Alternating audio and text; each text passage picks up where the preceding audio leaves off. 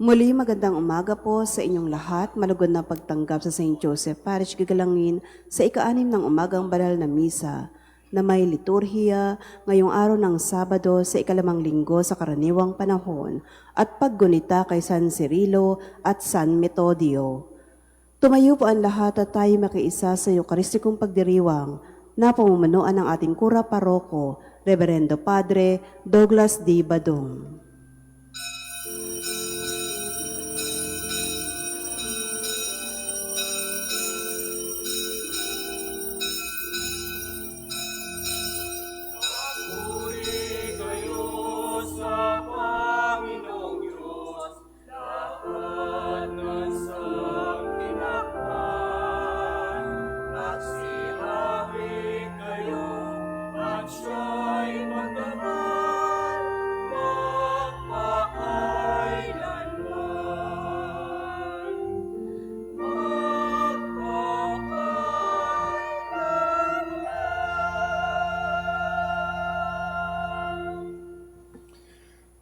Sa ngalan ng Ama at ng Anak at ng Espiritu Santo, Amen. ang pagpapala ng ating Panginoong Heso Kristo, ang pag-ibig ng Diyos Ama, at ang pakikipagkaisa ng Espiritu Santo naway sumainyong lahat. At sumaiyo rin. Ngayon po ay ginugunita natin ang kapisahan ni San Cirilo at San Metodio. Mga kapatid, aminin natin ang ating mga kasalanan upang tayo ay maging marapat gumanap sa banal na pagdiriwang. Inaamin ko sa mga pangyarihang Diyos at sa inyo mga kapatid na lubha akong nagkasala sa isip, sa salita at sa gawa at sa aking pagkukulang. Kaya isinasamo ko sa mahal na Birheng Maria, sa lahat ng mga anghel at mga banal, at sa inyo mga kapatid, na ako'y panalangin sa Panginoong ating Diyos. Kaawaan tayo ng makapangyarihang Diyos, patawarin tayo sa ating mga kasalanan at patnubayan tayo sa buhay na walang hanggan. Amen. Panginoon, kaawaan mo kami. Panginoon, kaawaan mo kami. Kristo, kaawaan mo kami. Kristo, kaawaan mo kami. Panginoon, kaawaan mo kami. Panginoon, kaawaan mo kami. Manalangin tayo. Ama naming makapangyarihan, pinasapit mo sa mga bansa ng silangang Europa ang liwanag ng mabuting balita noong ito'y ipangaral ng magkapatid na San Cirilo at San Metodio. Ang aming buong pagkatao ay mapuspos nawa ng liwanag ng kabatiran tungkol sa iyong salita. Kami naway maging sambayan ng nagniningning sa ganap na pagkakaisa sa matapat na pananampalataya at maaasahang paninindigan sa pamamagitan ni Jesucristo kasama ng Espiritu Santo magpasawalang hanggan. Amen.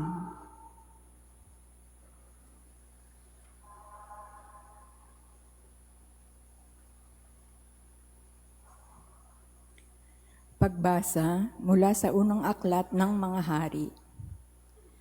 Noong mga araw na iyon, sumaisip ni Jeroboam na kung magpapatuloy ang dating kaugalian ng kanyang mga nasasakupan, malamang na manumbalik ang mga iyon sa angka ni David. Ito ang sabi niya sa sarili. Kapag ang mga taong ito'y hindi tumigil sa pagpunta sa templo ng Panginoon sa Jerusalem upang mag-alay ng mga handog, mahuhulog uli ang kanilang loob sa dati nilang Panginoon, si Rehoboam na hari ng Huda, at ako'y kanilang papatayin. Kaya nga, matapos mapagkuro-kuro ang mga bagay na ito, gumawa siya ng 2 tureteng ginto at sinabi sa bayan, "Huwag na kayong mag-abalang umahon sa Jerusalem. Narito, bayang Israel, ang inyong Diyos na humango sa inyo sa Ehipto." Inilagay niya ang isa sa Bethel, ang isa naman sa Dan, at ang bagay na ito'y naging sanhi ng pagkakasala ng Israel. May mga pumunta sa Bethel upang sambahin iyong una. Mayroon namang nagtungo sa Dan upang sambahin ang ikalawa. Nagtayo pa siya ng mga sambahan sa burol at naglagay ng mga saserdoteng hindi mula sa lipi ni Levi, kundi mga karaniwang tao lamang. Ginawa niyang pista ang 15 araw ng 8 buwan ng taon, katulad ng kapistahang ipinagdiriwang sa Huda. Naghandog siya sa dambana sa Bethel sa mga tureteng ginto na kanyang ginawa roon, at pinapaglingkod niya roon ang mga saserdoteng inilagay niya sa mga sambahan sa burol. Sa kabila ng ganitong mga pangyayari, hindi tumigil si Jeroboam sa kanyang masamang gawain. Patuloy pa rin siya sa paglalagay ng mga saserdoteng hindi mula sa lipi ni Levi. Sino mang may gusto ay ginagawa niyang saserdote ng mga sambahan sa burol. Dahil sa mga ginawang ito ni Jeroboam, kinamuhian siya ng Diyos ang kanyang sambahayan. Ito ang naging sanhi ng hindi niya pananatili sa pagkahari. Ang salita ng Diyos. Salamat sa Diyos. Panginoong masintahin, ang bayan mo'y gunitain. Panginoong masintahin, ang bayan mo'y gunitain. Nagkasala kami tulad ng ginawa ng aming mga magulang. Ang aming ginawa'y tunay na ditumpak, pawang kasamaan. Ang magulang namin ang nasa Ehipto hindi alumana. Ang kahangahangang mga ginawa mong kanilang nakita. Panginoong masintahin, ang bayan mo'y gunitain. Sa may bundok ng Horeb, doon ay naghugis nitong gintong baka. Matapos mahugis, ang ginawa nila'y kanilang sinamba. Ang dakilang Diyos ay pinagpalit sa Diyos na nilikha. Ang Diyos na baka na ang kinakain ay damong sariwa. Panginoong masintahin, ang bayan mo'y gunitain. Kanilang nilimot ang Panginoon Diyos, ang tagapagligtas, na yaong ginawa doon sa Ehipto'y kagila-gilalas. Sa lupaing iyon, ang ginawa niya'y tunay na himala. Sa dagat na tambo, yaong nasaksihan ay kahanga-hanga. Panginoong masintahin, ang bayan mo'y gunitain.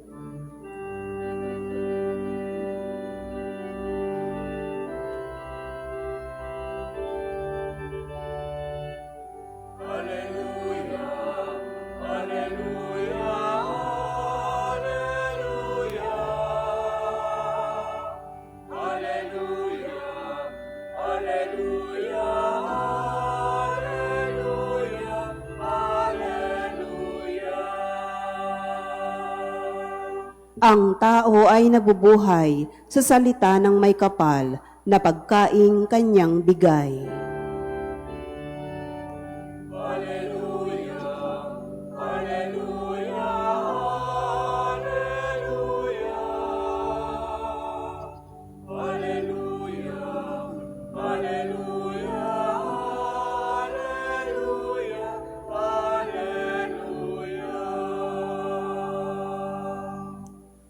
Sumainyo ang Panginoon. At sumaiyo rin. Ang mabuting balita ng Panginoon ayon kay San Marcos. Papuri sa iyo, Panginoon.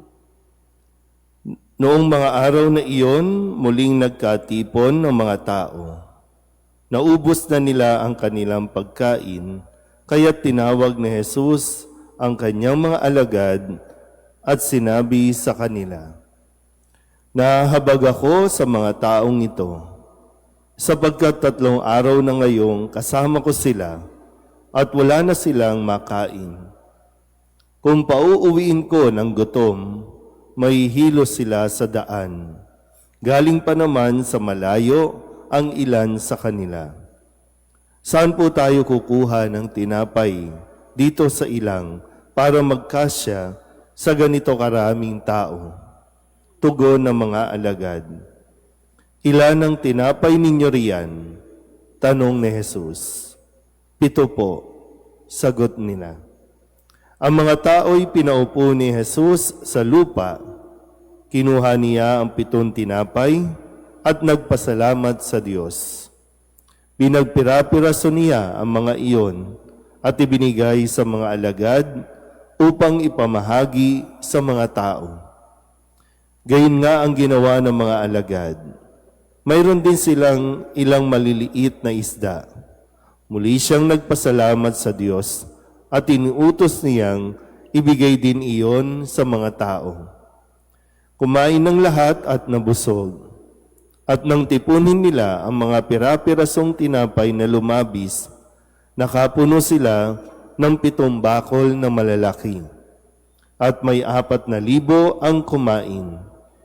Pinayaon ni Jesus ang mga tao. Saka siya sumakay sa bangka, kasama ng kanyang mga alagad, at nagtungo sa lupain ng Dalmanuta. Ang mabuting balita ng Panginoon. Pinupuri ka namin, Panginoong Heso Kristo. Isang magandang umaga po sa inyong lahat. Happy Valentine po. Bago po natin tuluyang pagnilayan ang mensahe ng Panginoon para sa araw na ito kung saan ang buong mundo ay nagdiriwang ng araw ng mga puso o Valentine's Day. Hindi ko alam kung ano ang atin pong mas pinakikinggan o paano ba? Isinasa puso na aral tungkol sa araw ng mga puso. Tingnan po natin. Nung balikan natin ang ilan sa mga salita at mga kaganapan na ginawa ni Jesus para sa atin. Nung Lunes, ito ay tungkol sa pagpapagaling pa rin sa lahat ng mga may sakit. At ang sabi po nung Lunes, ang lahat na makahipo ay gumagaling. Lahat na makahipo ay gumagaling. Ibig sabihin na yung kahit makahaplos lang, makadampi lang na sa damit ni Jesus ay gumagaling. Na magandang paalala din na isang haplos lang, napapawi na yung sama ng loob. Diba? Sa mga mag-asawa, sa mga magkapamilya, o kung sino man na nagkakagalit o nagkakahiwalay, minsan simpleng haplos, nagiging okay na. Papansin niyo po ba? Kaya, the more na dumidistansya, the more na hindi nagiging maayos ang inyong ugnayan.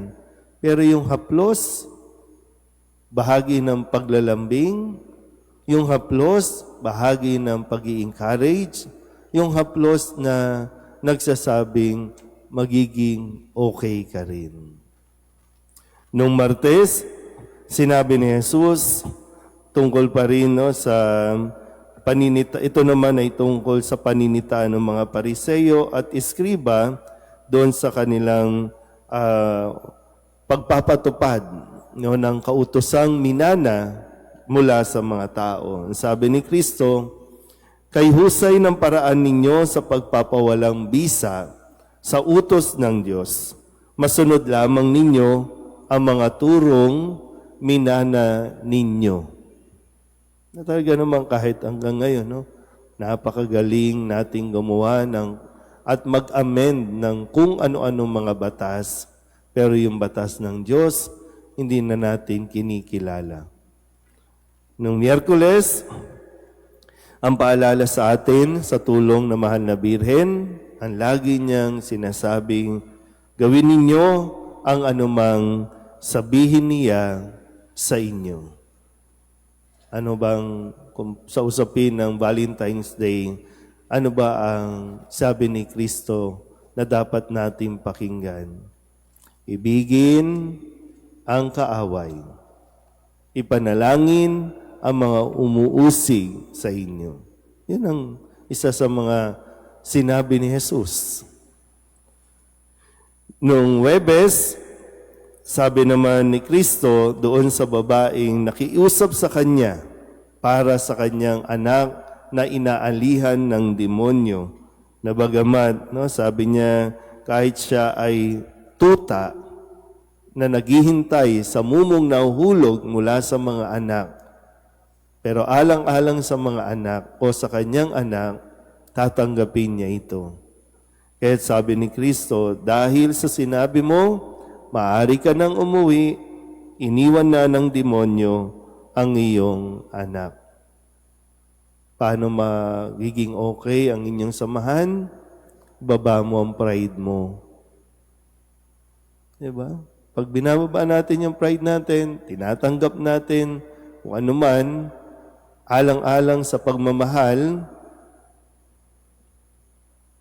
nagiging okay din. Kahapon, Biyernes, isang salita ang sinabi ni Kristo, Ephata.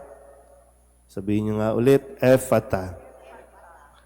At ibig sabihin, mabuksan. Mabuksan ang tenga, mabuksan ang bibig.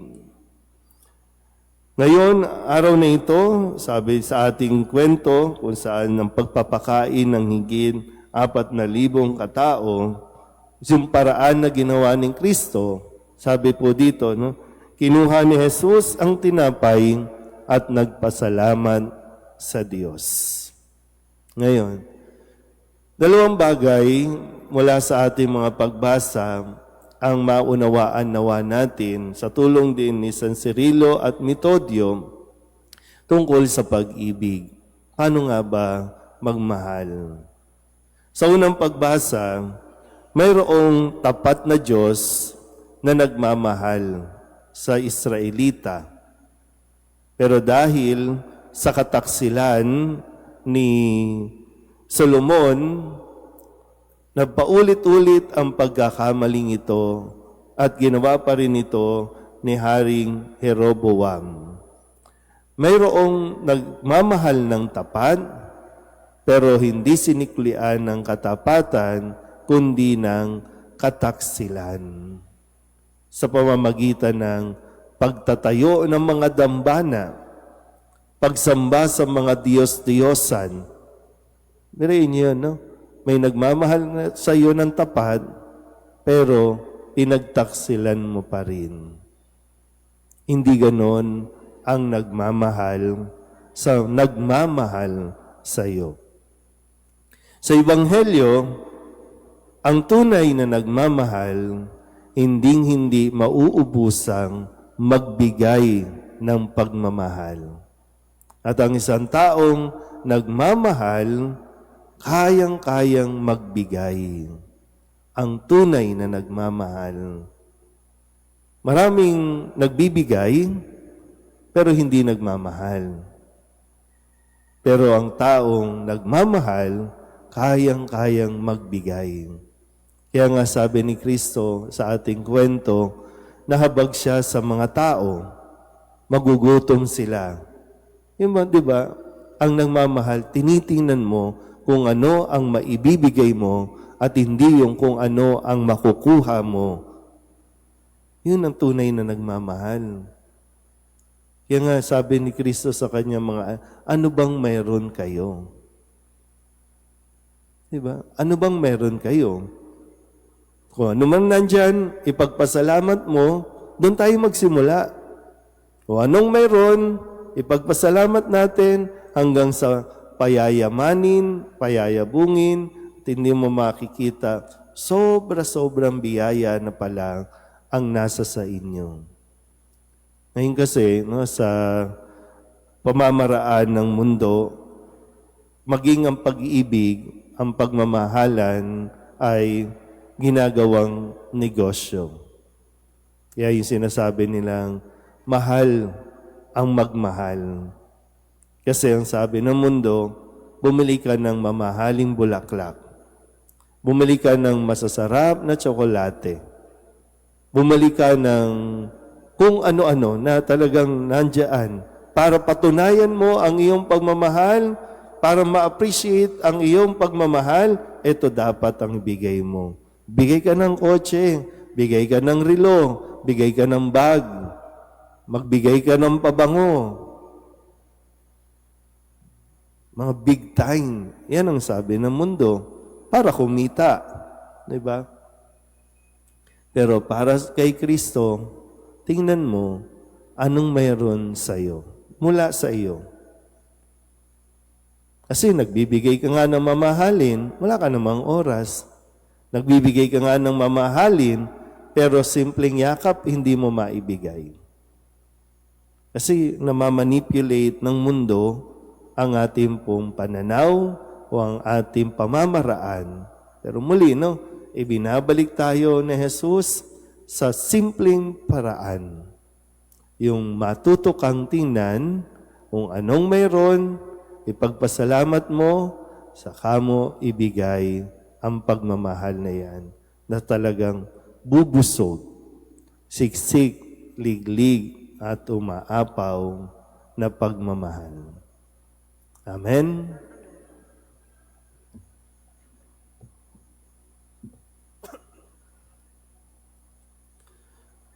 Sa pagpapakain ng 5,000 tao, ipinakita ng ating Panginoon na ang Diyos Ama ang siyang nagbibigay ng lahat ng ating pangangailangan. Hilingin natin sa Kanya ang lahat ng biyayang ipagkakaloob niya sa atin. Ang ating pong itutugon, Panginoon, pawiin mo sa amin, paapawin mo sa amin ang iyong pagmamahal. Panginoon, paapawin mo sa amin ang iyong pagmamahal. Ang ating mga pastol, lalo na ang Santo Papa at mga obispo, naway patuloy tayong bigyan ng mga tamang katuruan sa pananampalataya. Manalangin tayo sa Panginoon. Panginoon, paapawin mo sa amin ang iyong pagmamahal. Ang mga may tungkulin upang labanan ang taggutom, naway maging tagumpay sa kanilang pagsusumikap na mapakain ang mga milyon-milyong nagugutom na tao. Manalangin tayo sa Panginoon. Panginoon, paapawin mo sa amin ang iyong pagmamahal.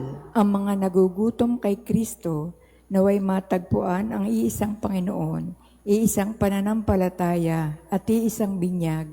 Manalangin tayo sa Panginoon. Panginoon, paapawin mo sa amin ang iyong pagmamahal. Ang mga may sakit at mga may kapansanan, naway makatagpo ng kalinga, suporta at kasiyahan mula sa kanilang mga pamilya.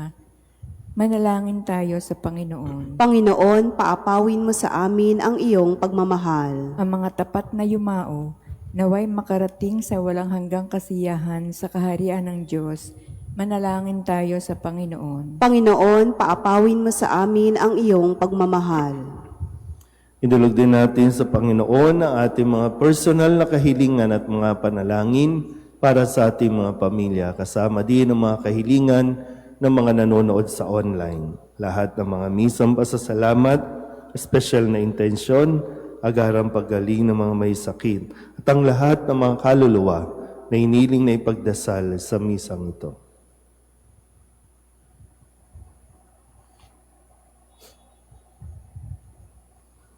Ang lahat ng ito iniling namin sa ngalan ni Kristong aming Panginoon. Amen.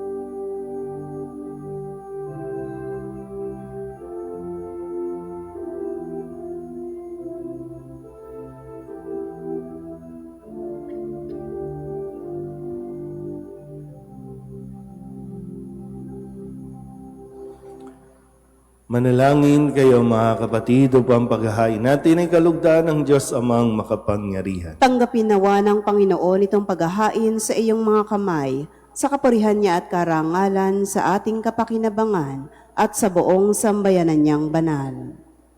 Ama naming lumikha, tangkilikin mo ang mga alay ng iyong bayan sa paghahain ngayong sina San Cirilo at Metodio ay ginugunita at pinararangalan upang ang mga ito ay malaki pa ng iyong mga bagay o ng iyong mga bigay sa pamamagitan ni Jesucristo kasama ng Espiritu Santo magpasawalang hanggan. Amen. Sumainyo ang Panginoon. At sumaiyo rin. Itaas sa Diyos ang inyong puso at diwa. Tinaas na namin sa Panginoon. Pasalamatan natin ang Panginoong ating Diyos. Marapat na siya ay pasalamatan. Ama naming makapangyarihan, tunay ngang marapat na ikaw ay aming pasalamatan sa pamamagitan ni Jesucristo na aming Panginoon.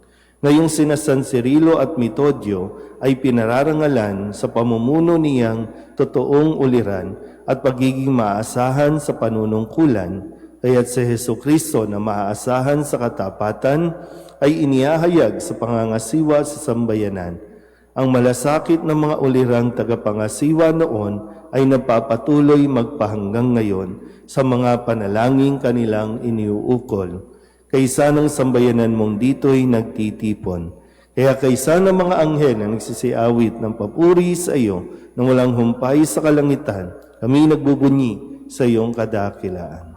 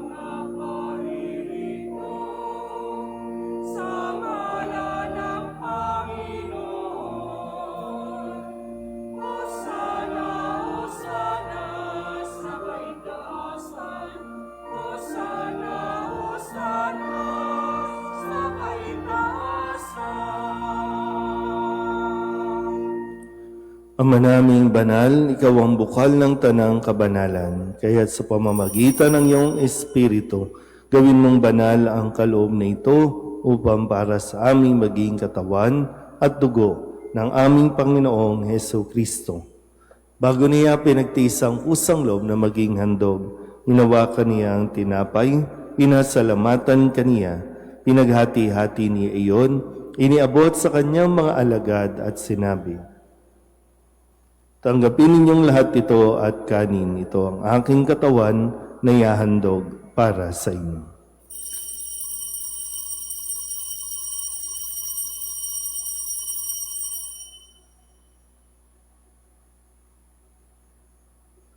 Gayun din naman nang matapos ang hapunan, inawakan niya ang kalis, muli kaniyang pinasalamatan. Iniabot niya ang kalis sa kanyang mga alagad at sinabi, "Tanggapin ninyong lahat ito at inumin. Ito ang kalis ng aking dugo, ng bago at walang hanggang tipan. Ang aking dugo na ibubuhos para sa inyo at para sa lahat sa ikapagpapatawad ng mga kasalanan. Gawin ninyo ito sa pag-alaala sa akin."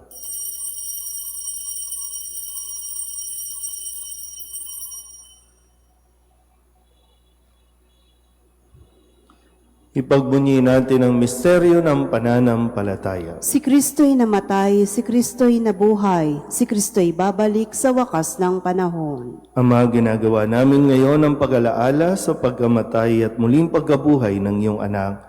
Kaya tiniaalay namin sa iyo ang tinapay na nagbibigay buhay at ang kalis na nagkakaloob ng kaligtasan. Kami napapasalamat dahil kami iyong minarapat na tumayo sa harap mo para maglingkod sa iyo. Isinasamo namin kami magsasalo-salo sa katawan at dugo ni Kristo ay mabuklod sa pagkakaisa sa pamamagitan ng Espiritu Santo. Ama, lingapin mo ang iyong simbahang laganap sa buong daigdig. Puspusin mo kami sa pag-ibig kaysa ni Leon na aming Papa at ni Jose na aming obispo at ng tanang kaparian. Alalahanin mo rin ang mga kapatid naming nahimlay na may pag-asang sila'y muling mabubuhay, kaya hindi ng lahat ng mga pumanaw. Kawaan mo sila at patuloyin sa iyong kaliwanagan. Kawaan mo at pagindapating kaming lahat na makasalo sa iyong buhay na walang wakas. Kaysa ng mahal na Birheng Maria na ina ng Diyos, ng kabiyak ng puso niyang si San Jose, kaysa ng mga apostol at ng lahat ng mga banal na namuhay dito sa daigdig ng kalugod-lugod sa iyo, may pagdiwang nawa namin ang papupuri sa ikararangal mo sa pamamagitan ng iyong anak na aming Panginoong Heso Kristo. Sa pamamagitan ni Kristo, kasama niya at sa Kanya, ang lahat ng parangal at papuri ay sa iyo, Diyos samang makapangyarihan, kasama ng Espiritu Santo, magpasawalang hanggan.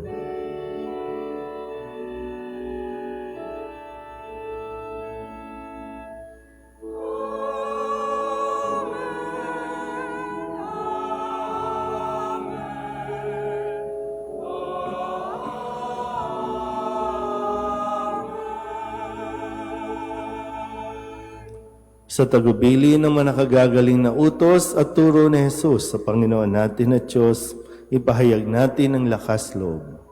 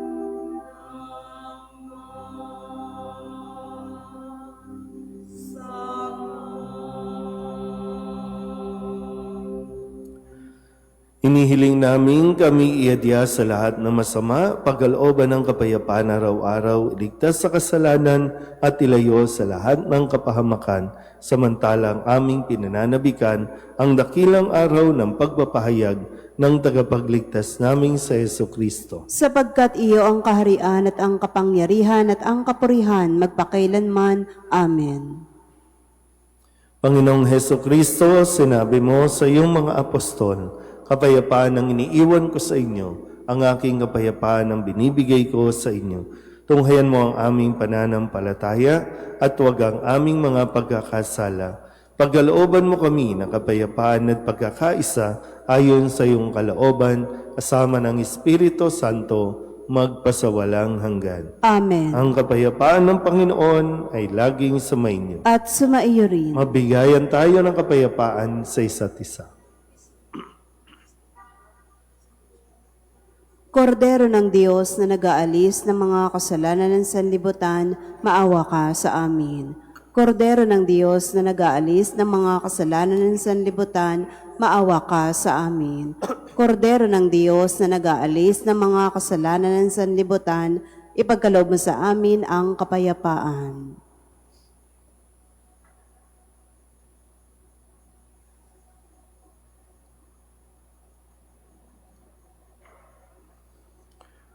Ito ang kordero ng Diyos.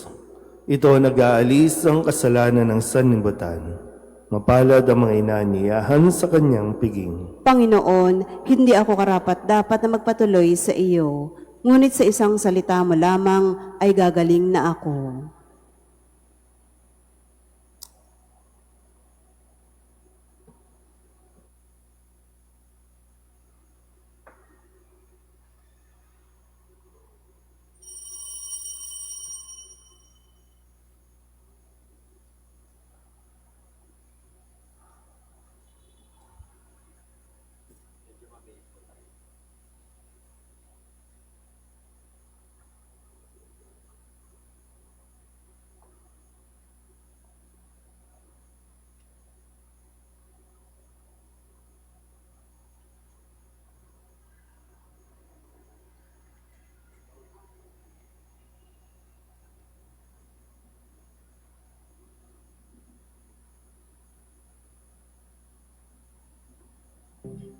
Panalangin kay San Jose, abang tagapangalaga ng tagapagligtas, kabiyak na puso ng mahal na Birheng Maria.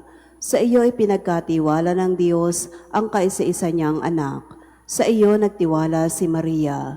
Sa piling mo, si Kristo'y naging tao. Maging ama ka rin sa amin, pinagpalang Jose, at gabayan mo kami sa landas ng buhay. Ihingi mo kami ng biyaya, awa at tapang, at ipagtanggol kami sa lahat ng masama. Amen. Tumayo na po ang lahat. Manalangin tayo. Ama naming mapagmahal, ang tinanggap naming banal na pakikinabang ngayong sina San Cirilo at Metodio ay pinararangalan, ay maging tulong nawa sa amin ngayon at kailanman sa pamamagitan ni Jesucristo kasama ng Espiritu Santo magpasawalang hanggan. Amen. Sumainyo ang Panginoon. At sumaiyo rin. At pagpalain kayo ng makapangyarihang Diyos, Ama at Anak at Espiritu Santo. Amen. Tapos ang banal na misa, humayo tayo sa kapayapaan ni Kristo. Salamat sa Diyos. Happy Valentine's Day po.